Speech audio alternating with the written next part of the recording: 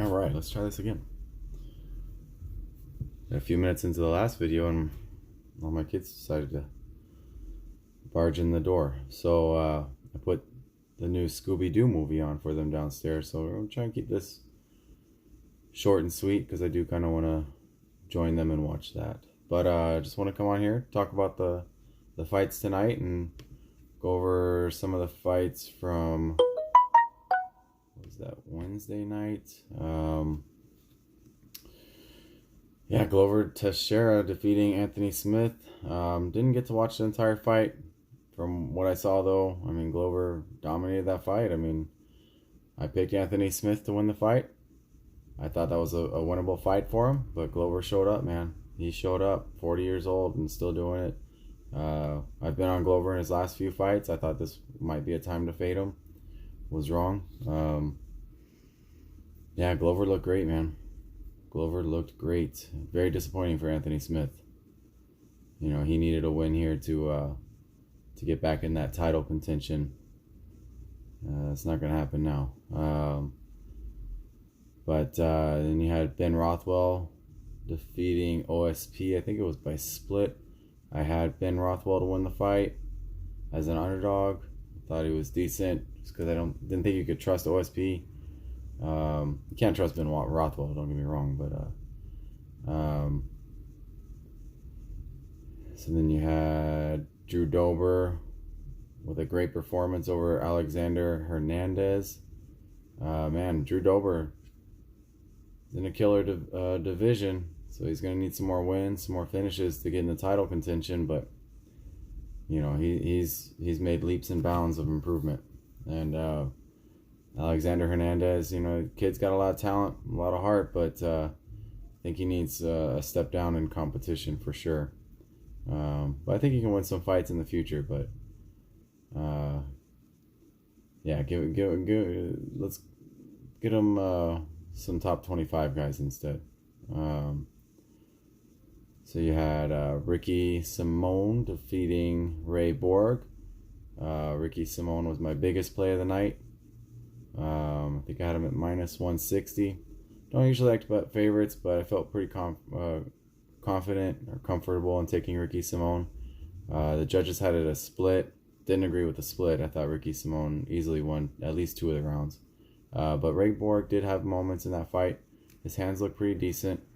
But I just don't think his power translates into the bantamweight division. So good win for Ricky Simone to get back on track.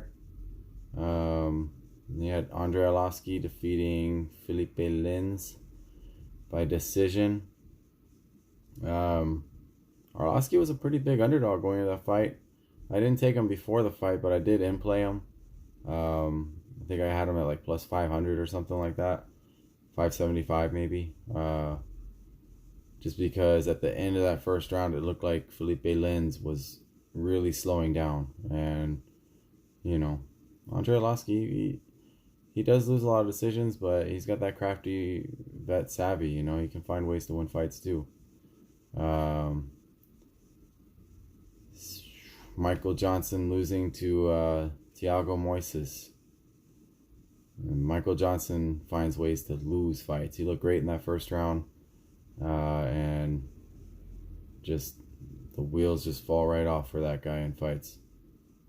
It's almost just kind of sad. But it's a good win for Thiago Moises. Not overly impressed with that guy, but we'll see where it goes. So anyway, move on to tonight's fights. Not going to talk about very many of them, probably 3 or 4. Just because, I mean, I can't really give you a strong opinion on a lot of these guys. Not sure who some of these guys are, to be quite honest. But some of the fights that stick out with to me, we'll start with Marlon Vera and Song Yadong. I've got Marlon Vera in this fight as an underdog. I took him at plus 165. It looks like everyone's on Song Yadong. I don't blame him. You know, he's a talented young fighter, good grappling, good striking. He might very well piece up Marlon Vera.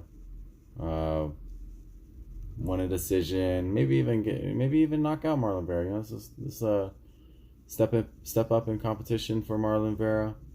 But Marlon Vera at the same time, he's very dangerous. If he gets this fight to the ground, could be over. Also, if this fight was in China, I would definitely more likely be on Song Yudong, but it's in Florida, getting good dog money on Marlon Vera. I'm taking a shot on Vera here, but it's risky.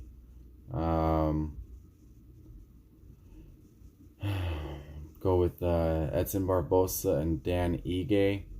I like Dan Ige, but I think this is a very winnable fight for Edson Barbosa. He's going down in weight to featherweight, which is the biggest concern here, in my opinion. Is that weight cut? Looked like it was all right. He looked okay on the scales. He's going down in weight, and he's also going down in competition. Edson Barbosa's been fighting killers, and he's winning some, he's losing some, but Dan Ige is definitely a step down in competition. I think so long as Edson Barbosa and that weight cut, we'll call it kind of the TJ Dillashaw effect, if you will, where when Dillashaw went and cut the weight to 125, was not the same fighter. So we'll see if Edson Barbosa can be that same fighter that he was at 155 down to 145, and if he is, I think he wins this fight. Maybe even knocks out Dan Ige. So I like him to win the fight. Again, it's all kind of dependent on how he can handle punishment in the fight, and if he can keep the fight standing.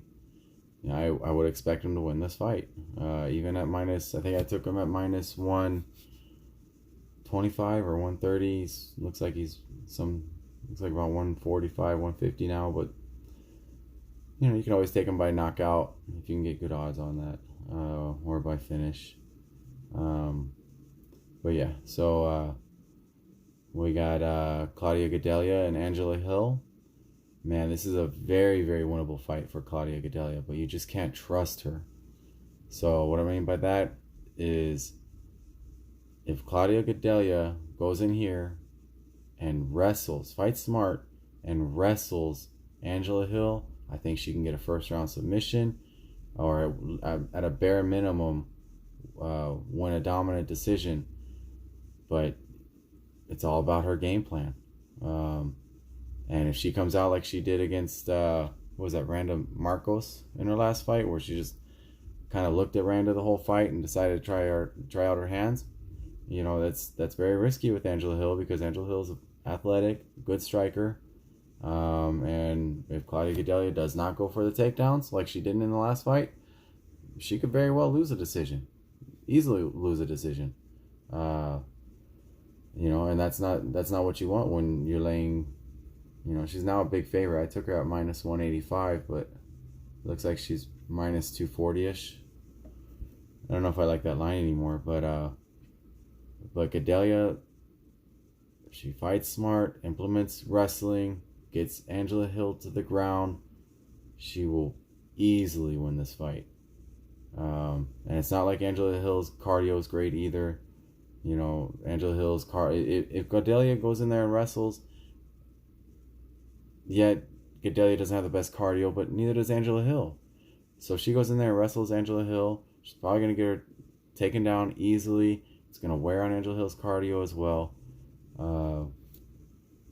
Give me Claudia Gadelha in this fight. I took her on the under as well, or you can take her by submission plus 500. I think there's value there. But it's risky just because you don't know what kind of game plan Claudia Gadelha is going to have. And you got to respect Angela Hill too. She has shown a lot of improvement in her fights. She stays very active.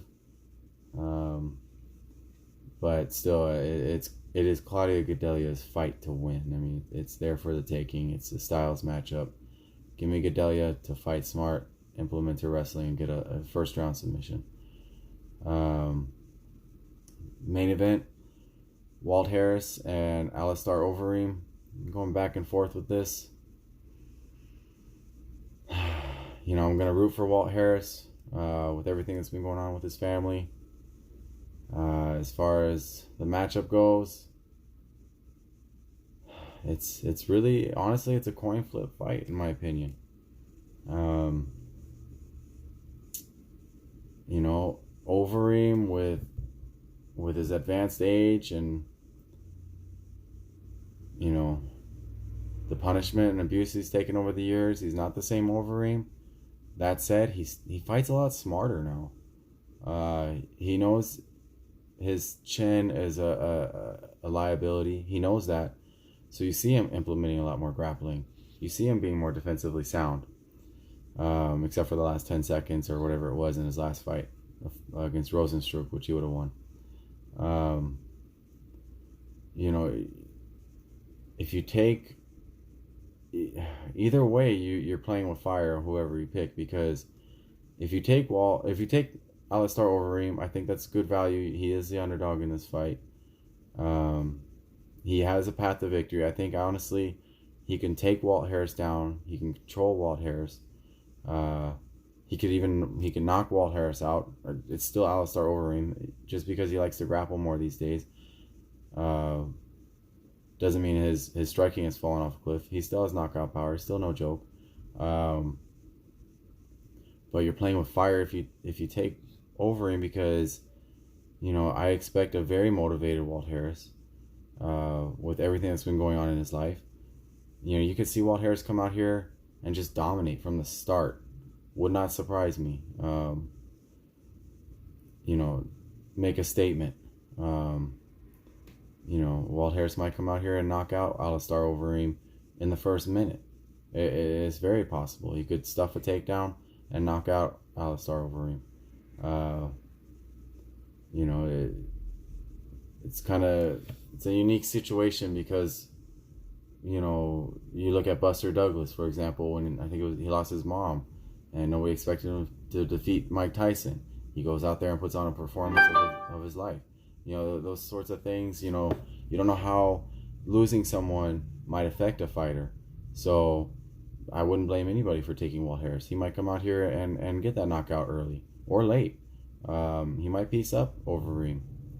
So like I said, either way, you're either betting on Walt Harris because you're gonna see that determination and motivation, or you're betting on Alistair Overeem as an underdog, to go out there, fight defensively sound, implement grappling, get Walt Harris to the ground. And honestly, I think a submission is in play. I think I saw Overeem to win by submission at 10-1. I don't think that's bad at all. Or just take Overeem straight up. I didn't like the knockout prop on Walt Harris because I think it was just even money. You might as well just take him straight up, because he could win a decision. You never know. But yeah, I'm gonna take Overeem as an underdog. I think the play might be better at 10-1 for a submission. Just as a poke on some big money. But would not surprise me even the slightest to see Walt Harris come out here and just dominate.